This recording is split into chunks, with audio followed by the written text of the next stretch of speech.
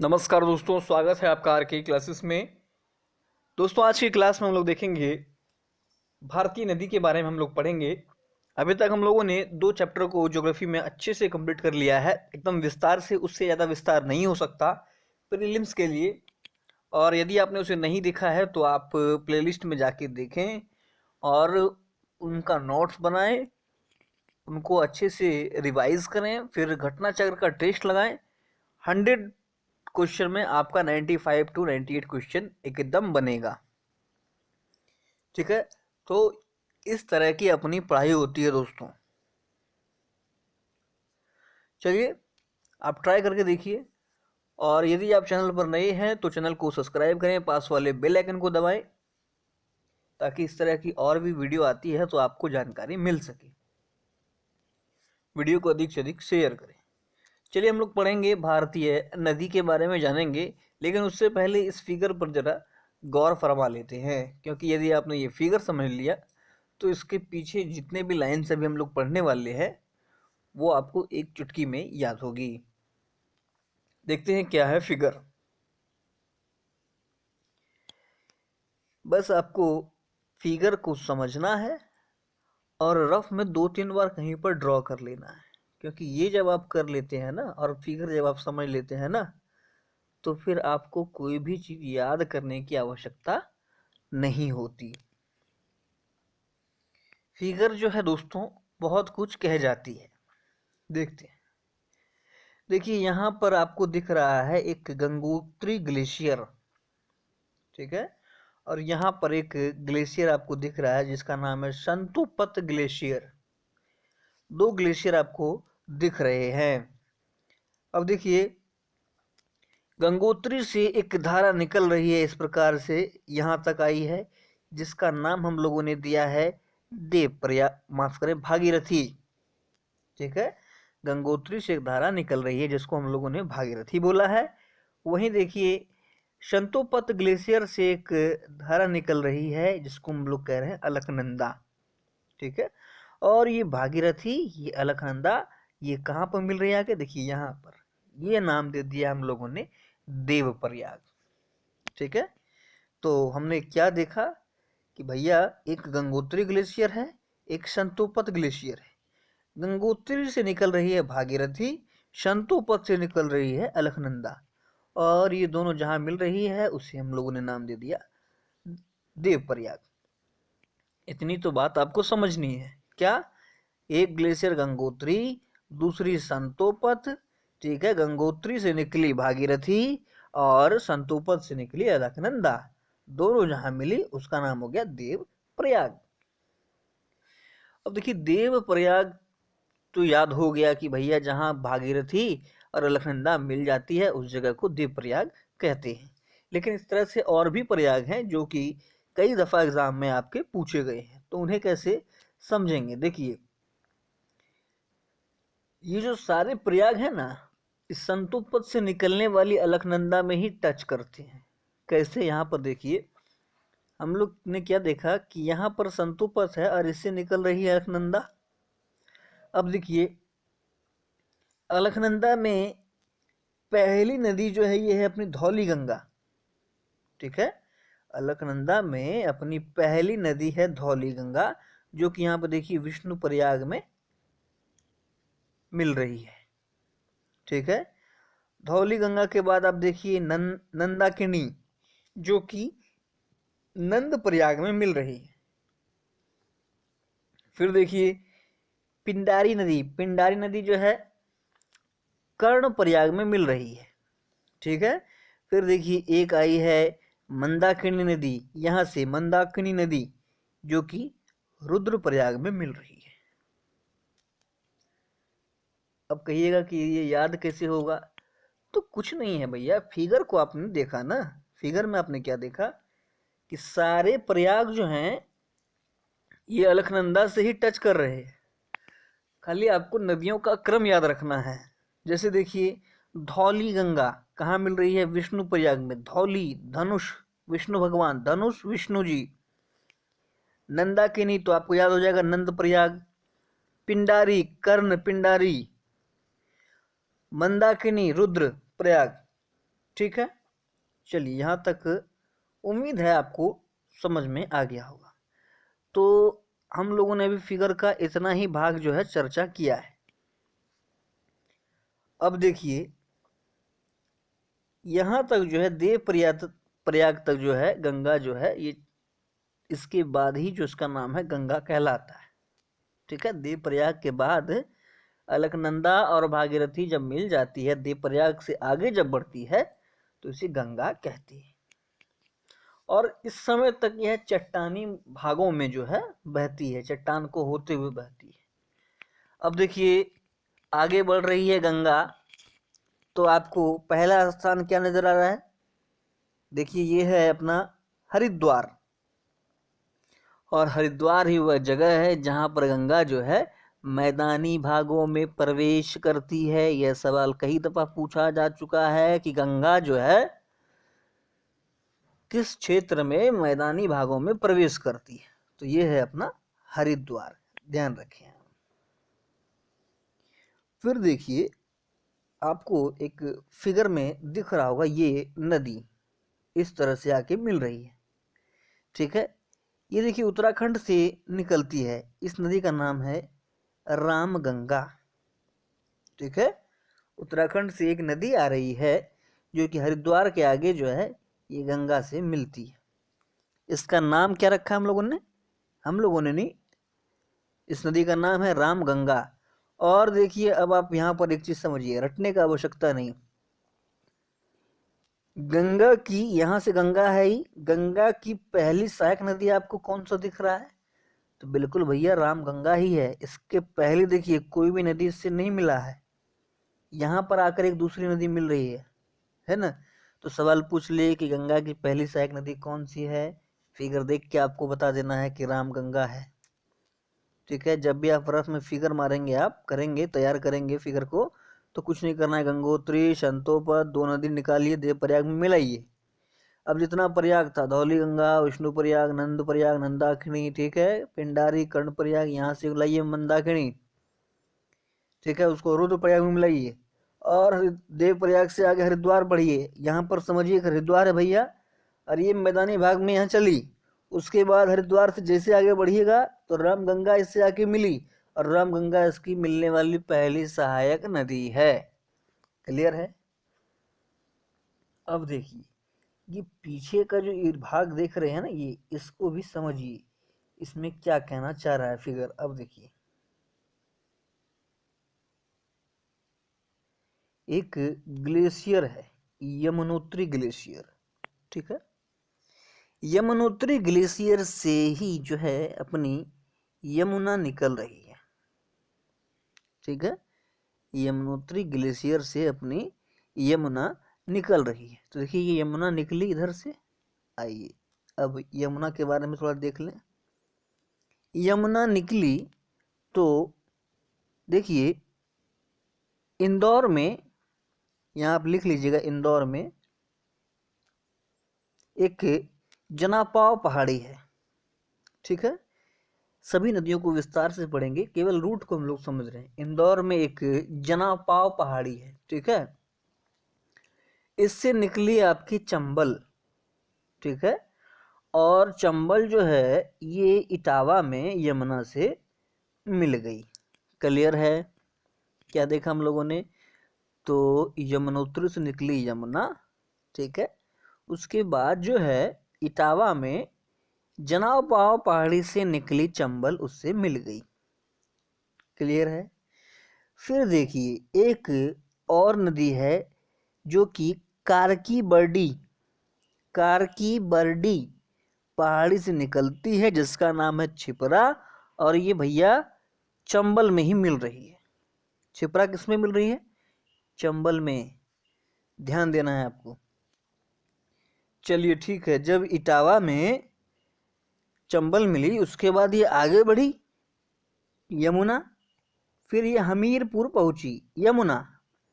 यहाँ पर जो है विंध्याचल पहाड़ी से एक नदी निकली बेतवा, और हमीरपुर में यमुना से मिल गई। आपको ध्यान रखना है, ये आपसे पूछा नहीं जाएगा कि बेतवा कहाँ पर मिली यमुना में, है ना।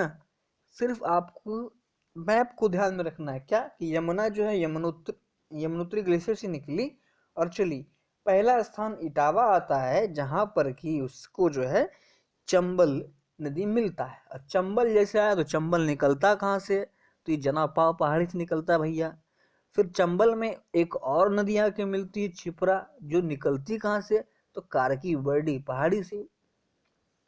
इटावा के बाद जब हम लोग आगे बढ़े तो पहुंच गए हमीरपुर। हमीरपुर जैसे पहुंचे तो देखिए वहां भी एक नदी मिल रही है। ये कौन सी नदी है, बेतवा, जो निकलती कहाँ से, विंध्याचल से। फिर इससे आगे बढ़ते हैं, हमीरपुर से आगे बढ़े, पहुंच गए बांदा। ठीक है, बांदा में भी इसको एक नदी मिल रही है ना, जो कि कैमूर पहाड़ी से आके मिलती है। तो इसको ध्यान में रखते जाना, कैन नदी है ये।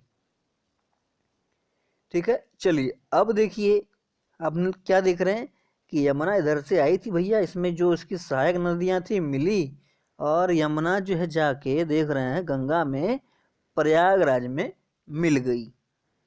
ठीक है, चलिए अब आगे देखते हैं।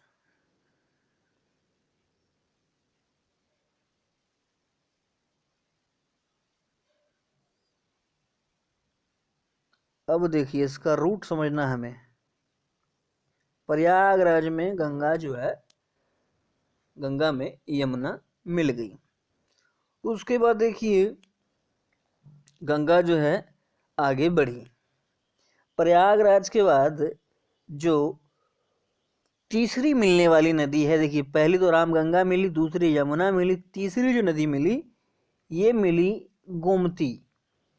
गोमती, ठीक है, ध्यान रखें। ये जो है फुलहर झील से निकलता है पीलीभीत में, ये याद रखिएगा। गोमती का स्रोत माना जाता है कि फुलहर झील है जो कि पीलीभीत में है। ठीक है, ये इससे मिली तीसरी नदी। फिर देखिए आगे जब हम लोग बढ़ेंगे तो दो ग्लेशियर और पड़ जाता है। आप इसको जरा फिगर क्लियर नहीं है लेकिन आप लिख लें। दो ग्लेशियर आपको यहाँ दिख रहा होगा, एक है मिलाप ग्लेशियर, मिलाप भरत मिलाप वो वाला मिलाप, दूसरा है भारचा चुंग। मिलाप ग्लेशियर और भारचा चुंग, ध्यान रखें ये दो ग्लेशियर है। ये मिलाप ग्लेशियर से शारदा नदी या काली नदी निकली, ठीक है, और भारचा चुंग से सरयू नदी निकली। दोनों एक दूसरे से मिली और तब घाघरा कहलाई। ठीक है, क्या याद रखना है कि मिलाप ग्लेशियर और भारचा चुंग ग्लेशियर, मिलाप से निकली अपनी शारदा या काली नदी नेपाल से, ठीक है, ध्यान रखें नेपाल हिमालय से निकलती है। फिर है भारचा चुंग, इससे निकली सरयू। ये दोनों जब मिली तो घाघरा कहलाई, और घाघरा गंगा में आके मिली कहाँ पर, तो छपरा में। गंगा से जो ये घाघरा मिली है कहाँ पर मिल रही है, फिगर में देखिए छपरा में मिल रही है। क्लियर है, चलिए आगे देखिए। एक पहाड़ी है अमरकंटक की पहाड़ी। पीछे हम लोगों ने जब भारत का भौतिक विभाजन पढ़ा था तो उसमें देखा था विस्तार से। अमरकंटक की पहाड़ी से एक सोन नदी निकल रही है जो कि पटना में गंगा से जाके मिल जाती है। यह सवाल आपका कई दफा पूछा जा चुका है कि सोन नदी गंगा में किस जगह पर बिहार में मिलती है। ध्यान रखें, पटना में। पूछ ले सवाल कि घाघरा बिहार में कहाँ मिलती है, तो छपरा में। घाघरा नदी किस दो नदी का स्रोत है, तो दो नदी का, शारदा या काली, दूसरा है सरयू। ठीक है, शारदा नदी निकल रही है कौन ग्लेशियर से, तो मिलाम, और सरयू तो भारचा चुंग। ध्यान में रखना है, फिगर को खाली समझते रहिए, रूट को समझ लीजिए, सारा खेला खत्म। उसके बाद देखिए पटना से आगे बढ़ने के बाद एक नदी है गंडक नदी, जो कि सोनपुर में मिलती है, और आपको पता है यहीं पर मेला लगता है गंडक नदी के किनारे। ठीक है, अब सवाल आपसे पूछ लिया कि गंडक जो है गंगा से कहाँ मिलती है, सवाल पूछ लिया ना जाए, पूछा जा चुका है। तो ध्यान रखिए गंडक जो है गंगा से सोनपुर में मिलती है। चलिए ठीक है, जब सोनपुर में मिलने के बाद आगे बढ़े तो देखिए नेपाल से 3 नदियों का एक कॉम्बिनेशन जो है ये आगे आया, जिसके बाद इसका नाम कोसी पड़ा और यह जो है गंगा से मिला। फिर आगे बढ़ने पर देखिएगा कि दार्जिलिंग पहाड़ी से महानंदा नदी भी इससे आके मिलती है, ठीक है। और तब यह आगे बढ़ती है, आगे जाके यह जो है 2 धाराओं में बढ़ जाती है, एक चला गया बांग्लादेश, दूसरा आ गया हुगली। तो ये था अपना पूरा रूट, ठीक है, ये अपना पूरा रूट था।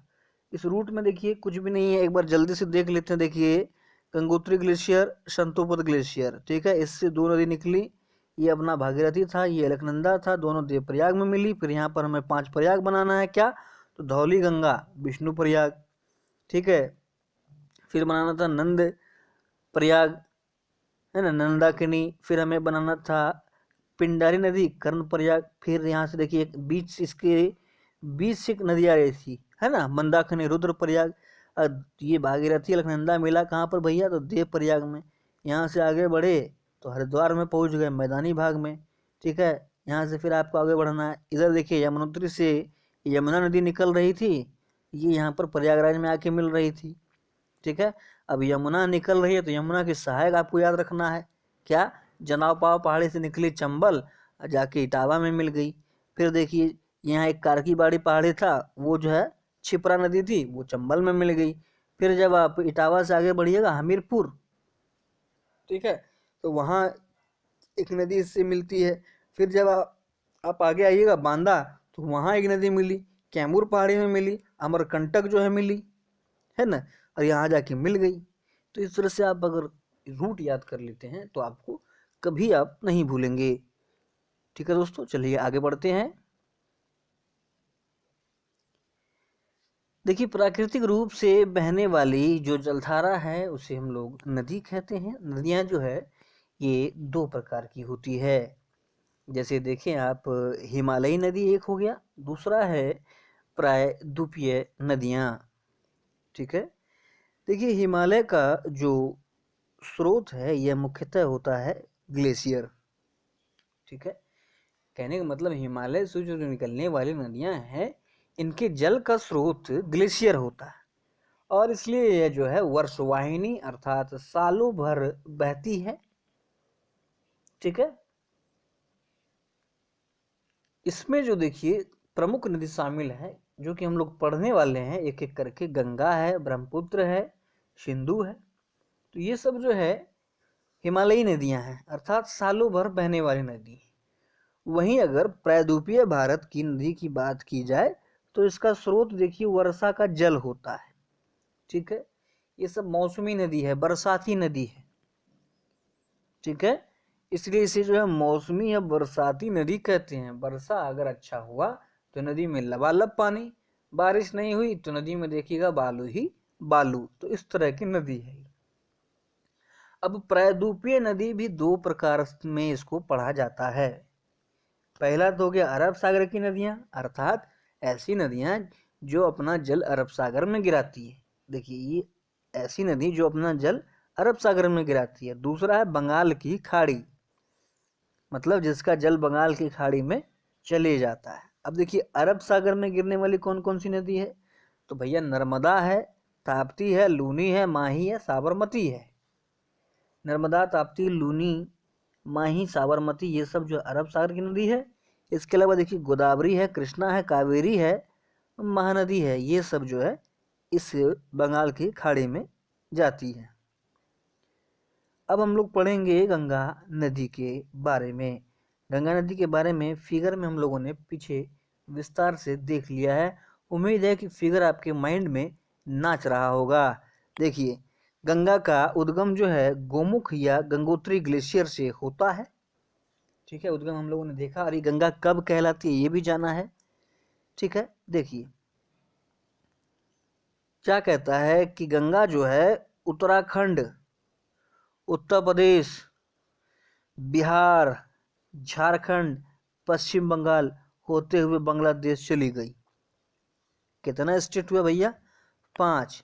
कौन कौन सा, उत्तर प्रदेश, शुरू से देखते हैं, उत्तराखंड, उत्तर प्रदेश, बिहार, झारखंड, वेस्ट बंगाल और बांग्लादेश तक चली गई। 5 राज्यों में बहते हुए बांग्लादेश चली जाती है। कुल लंबाई अगर देखा जाए तो देखिए कई जगह लिखा हुआ है 2525 किलोमीटर, कई जगह लिखा है 2601। तो ये जो है आप अपने हिसाब से मैनेज कर लें, ठीक है।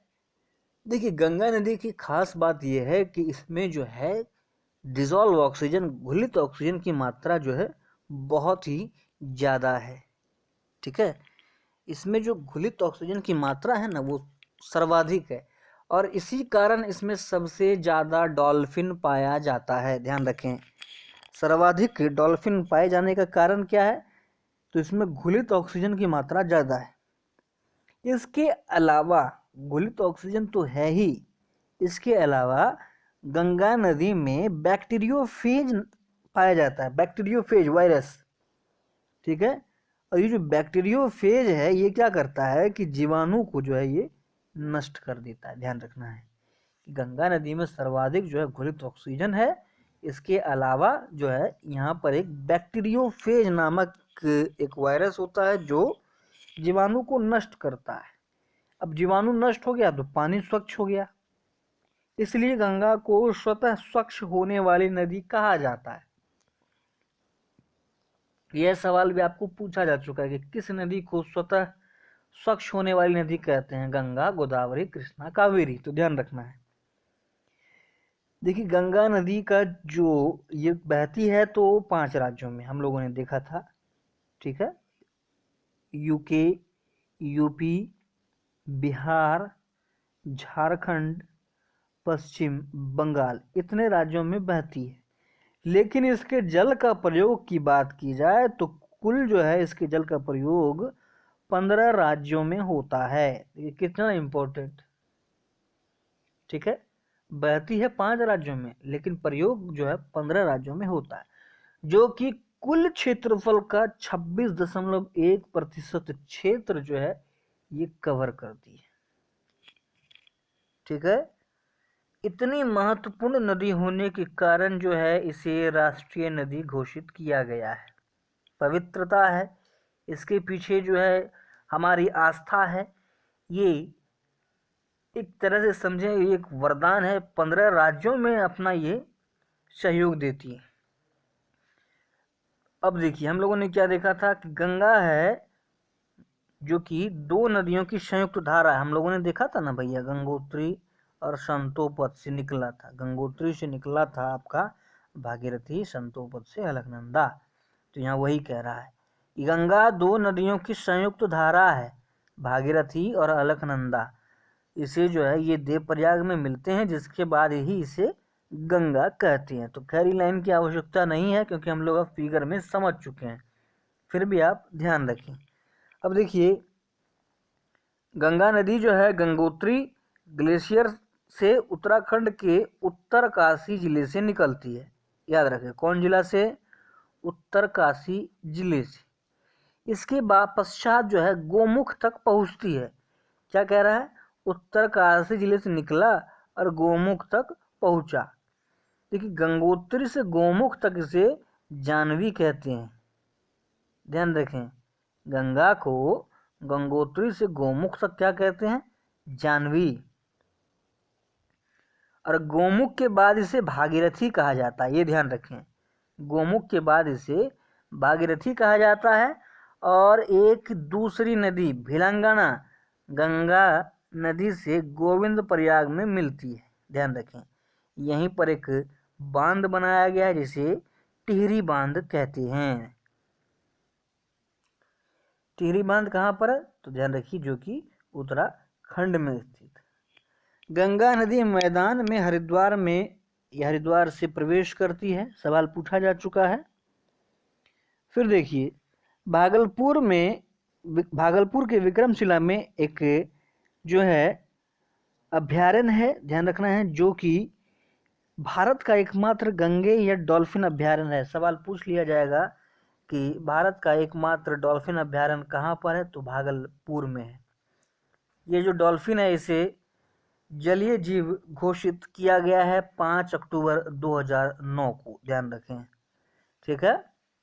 फिर देखिए अगला पॉइंट है कि गंगा में मिलने वाली सबसे पहली सहायक नदी कौन सी है, तो ये है रामगंगा। हम लोगों ने देखा था, ठीक है, उत्तराखंड में निकल रही थी रामगंगा।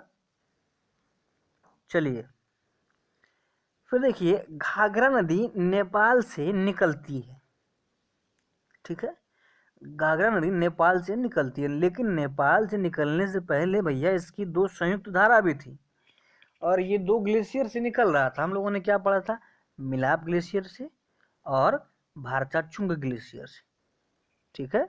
शारदा या काली नदी एक और नदी थी जो कि मिल के ही जो है घाघरा कहलाई, ये थी सरयू, ठीक है। तो ये दोनों जब निकला, नेपाल से निकला, और नेपाल को कर्णाली नदी भी कहा जाता है, ध्यान रखें, ठीक है, ये गंगा से मिलती है। फिर देखिए गंडक नदी नेपाल से निकलती है, और गंडक के किनारे बिहार में सोनपुर मेला लगता है, ये हम लोग पीछे देख चुके हैं। कोसी नदी देखिए तिब्बत में गोसाईनाथ धाम से निकलती है। कोसी नदी कहाँ से निकलती है, तो गोसाईनाथ धाम से। कोसी को बिहार का शोक कहा जाता है, ये सब हम लोग जानते हैं। फिर देखिए गंगा गोदावरी के बाद जो है यमुना भारत की तीसरी सबसे बड़ी नदी है। यमुना के बारे में हम लोगों ने विस्तार से देखा था फिगर में।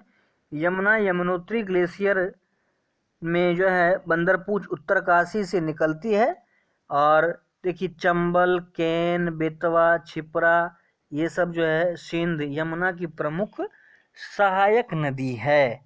इतनी बात आपको ध्यान में रखना है। उम्मीद है गंगा का पूरा रूट आप समझ गए होंगे। दोस्तों अगर ये लेक्चर आपको अच्छा लगा तो आप कमेंट करें, ताकि हम लोग अगला नदी जो है ब्रह्मपुत्र इसी प्रकार विस्तार में डिटेल से पढ़ेंगे। धन्यवाद।